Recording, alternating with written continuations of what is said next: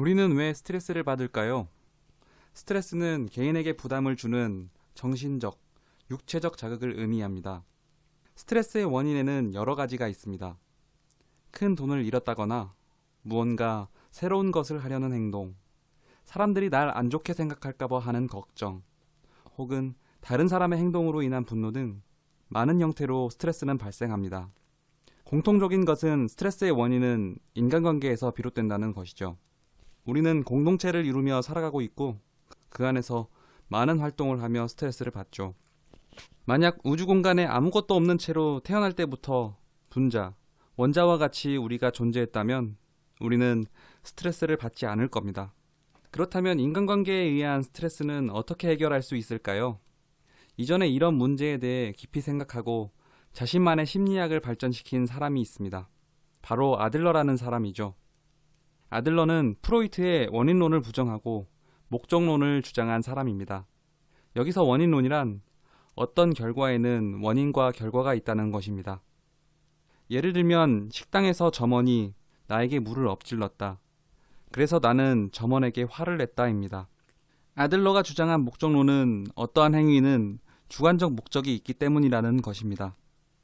앞서 말한 상황에서 점원이 나에게 물을 엎질렀을 때 나는 이 점원에게 분노를 표출하기 위한 목적이 생겨났고 그래서 점원에게 화를 냈다입니다. 아들러는 이 목적론을 토대로 자신의 심리학을 발전시켰습니다. 그리고 아들러는 말합니다. 인간관계의 스트레스에서 벗어나기 위해서는 먼저 남에게 인정받기를 거부해야 합니다. 이게 무슨 소리냐고요? 잠시만 들어보세요. 우리는 모두 남에게 인정받기를 원하는 인정욕구를 가지고 있습니다. 인정욕구는 우리가 사회적 동물이기 때문에 가지고 있는 특징이죠. 인정을 받고 우리는 내가 가치 있는 사람이구나 라는 생각을 할 수 있습니다. 여기까지만 들으면 뭐 좋습니다. 그런데 누가 나를 인정하는 걸까요? 나를 인정하는 것은 다른 사람입니다. 그리고 인정이라는 것은 인간관계를 수직관계로 보는 시각에서 시작됩니다. 어려서부터 우리는 부모님의 칭찬이나 꾸짖음을 들으며 점점 사회화가 됩니다. 우리는 그 과정에서 칭찬을 받기 위해 노력합니다. 그렇다면 나중에 커서 누군가 나를 칭찬해줄 사람이 없어지면 나의 가치는 없어지는 것이죠. 뭐 극단적인 얘기예요. 그래서 중요한 것은 나의 가치를 내가 스스로 느끼는 것이라고 합니다. 다른 사람의 인정에 의해 나의 가치를 느끼는 것은 다른 사람의 인생을 대신 살아주는 행위가 되는 것이죠.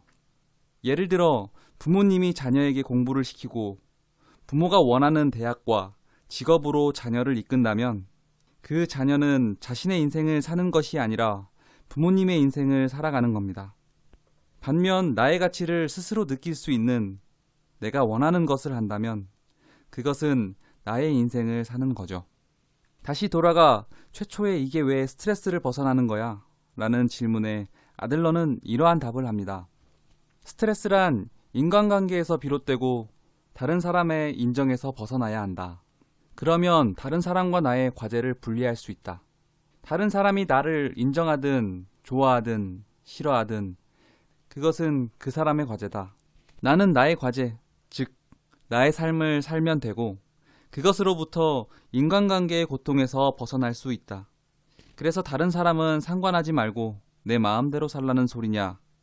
그것은 아닙니다. 결국 인간은 사회적 동물이기 때문에 공동체를 이루며 살아가야 하죠. 그렇지만 굳이 남을 의식하면서 스트레스 받지 말자는 겁니다.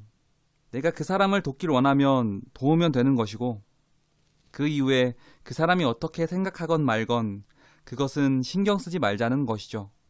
예를 들어 사랑하는 사람과 사귀면서 내가 이만큼 해줬으니까 너도 이만큼 해야 돼.